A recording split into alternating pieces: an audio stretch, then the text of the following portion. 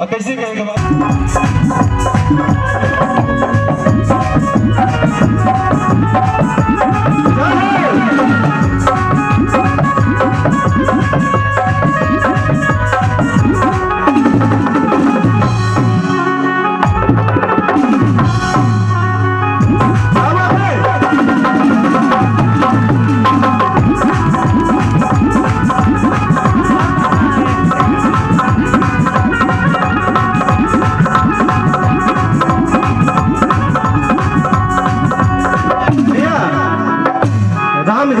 महोदय की तरफ से 50 रुपए का आशीर्वाद आयल भैया को बहुत बहुत धन्यवाद है।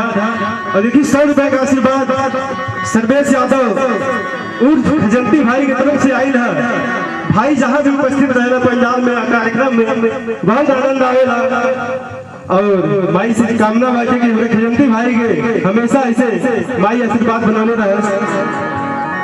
और माई खातिर बड़े भाव में कहे के बाद एक मूर्ति हर गाँव में लागेला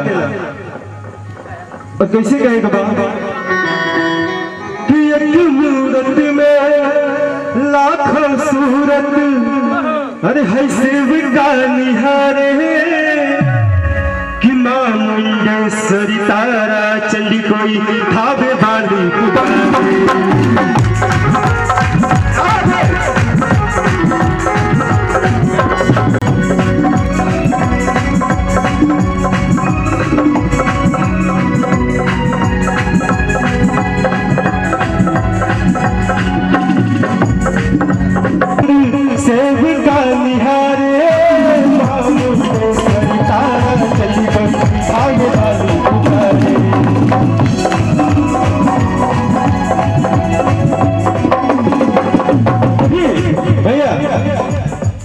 कि हाथे के चूड़ी खन खन खन की पावे पैजनिया छन छन छन की कि हाथे के चूड़ी खन खन खन की हाथे पैजनिया छन छन छन की कि माई बघव सवार होगी जोगी हो माई बघव सवार होगी जोगी मूर्तिया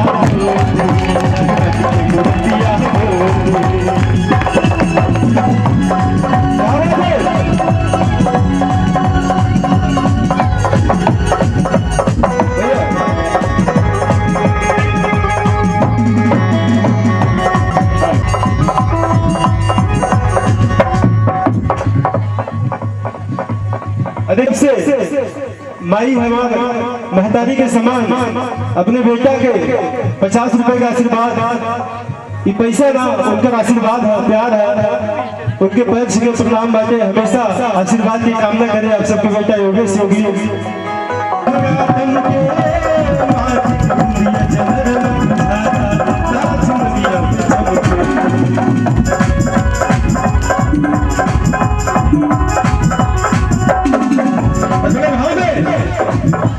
देखी सूरतिया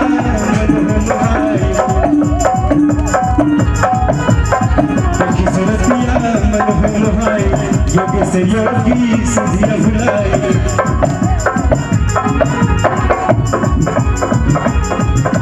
अरे भैया अजय यादव की तरफ से यह सारा पुरस्कार आई और गुड्डू भैया की तरफ से 101 रुपए का आशीर्वाद आई। भैया का बहुत बहुत धन्यवाद है।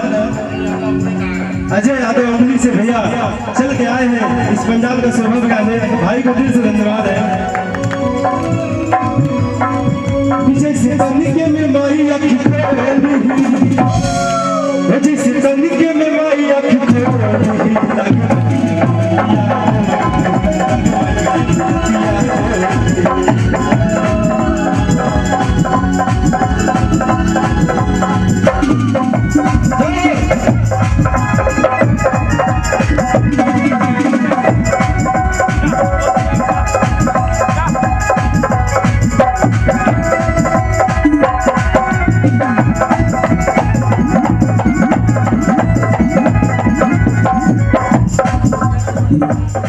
संजय बोरा की तरफ से ढेर सारा पुरस्कार 100 रुपए के मासे आशीर्वाद का कामना करता हूँ।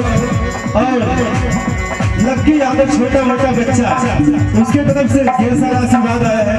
और मैं आप सबके बीच में बहुत दूर से चल के आया हुआ कलाकार है। मैं तो आप सबके घर का बच्चा हूँ, इसी गाँव में में रहने वाला लड़का हूँ। हम गाते रहेंगे, लेकिन एक बार मैं चाहूंगा विशाल भैया आगे कुछ आप सबके बीच में